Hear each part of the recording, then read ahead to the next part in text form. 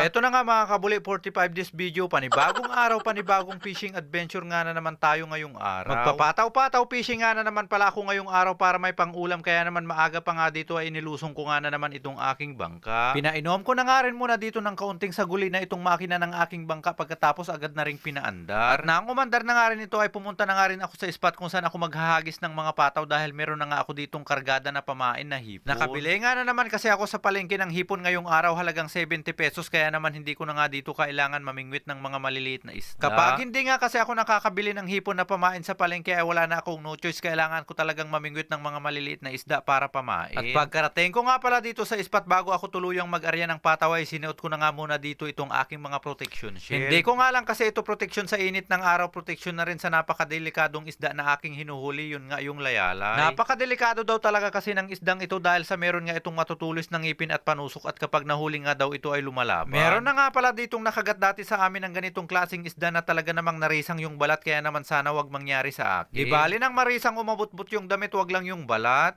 Por Diyos.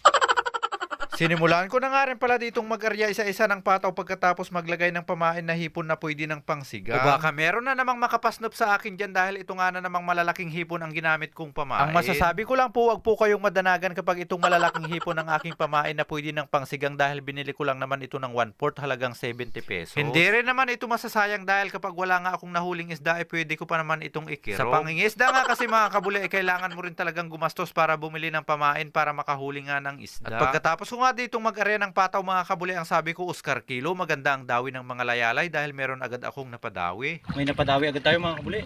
Yan mga kabuli, yung mga pataw natin dyan, oh. May dinawi dyan kanina eh. Halos magkakatabi pa lang sila. May dinawi banda dito.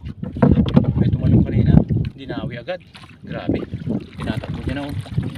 Nagtabi na yung dalawa eh. Dito nga sa unang pag-arya ko ng pataw ay hindi lang pala isang layalay ang dumawi sa aking pataw, kundi nagsabay pa yung dalawa. Hindi pa nga masyadong nakakalayo ang aking mga pataw, halos magkakatabi pa lamang sila, kaya naman dinapitan ko lang ito gamit yung sagwan. Yung dinawi, oh. Yun, nakita ko na. Tinatakbo na yung pataw natin. Diba ito? Laking panghihinayang ko nga lang dito sa dalawang una kong napadawi dahil pareho ko nga silang hindi na isang pa, napakalaki pa naman yung isa. Por Diyos. Wala bata ah. Wala ito. Sayang. Si Madol, sana hindi makawala. Sana hindi makawala. Yan o, laki pa. Laki. Pagod na ito, pagod na. Pagod na. Sana hindi makawala mga idol. Sana makuha natin. Napakalaki nga talaga nito mga kabuli na halos magpaikot-ikot na nga ito sa aking bangka. Kaya naman alalay lang talaga ang paghatak ko dito para hindi siya makawala, pero nang malapit na nga siya sa akin biglang natanggal pa sa taga. Oy, ay shit. Wala pa. Malaki yun. Sayang. Ay. Natanggal. Ay, natanggal mga idol. Sayang, yung laki nun. Sayang, malapit na nating mahawakan eh. Natanggal pa sa taga. At dito nga nasa pangalawang pag-arya na nga ako nitong mga pataw, ibinalik ko nga na naman sila dito sa gilid. Nandito nga kasi sa bandang gilid ang dawi nitong mga layalay ngayong araw, kaya naman ibinalik ko nga itong mga pataw dito sa gilid. Nasa pangalawang pag-arya na tayo mga kabuli. Sayang yung unang arya natin.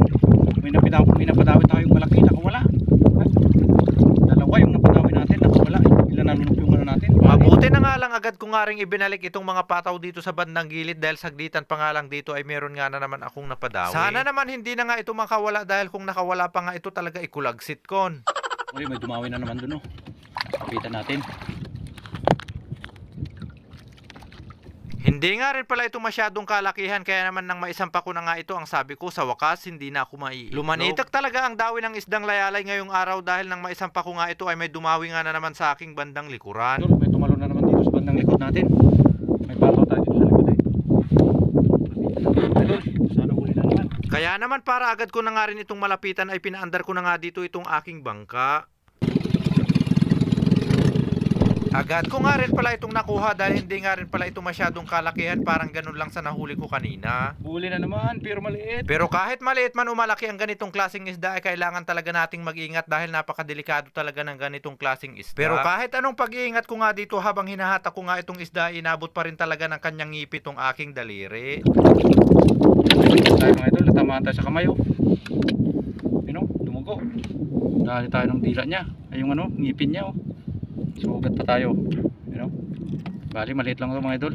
Oh, Sa dali. pangatlong pag-area ko nga pala dito ng pataw mga kabuli, bago ako umuwi, mabuti na nga lang nakapadawi pa nga ako ng isa. Hindi nga masyadong kalakihan itong mga napadawi kong layalay ngayong araw, pero ayos na rin dahil ang nahuli ko ngayong araw ay 3 piraso. So, pangatlong huli natin mga idol. Pari-parehas yung size nila. Yan, huli natin mga idol, 3 piraso.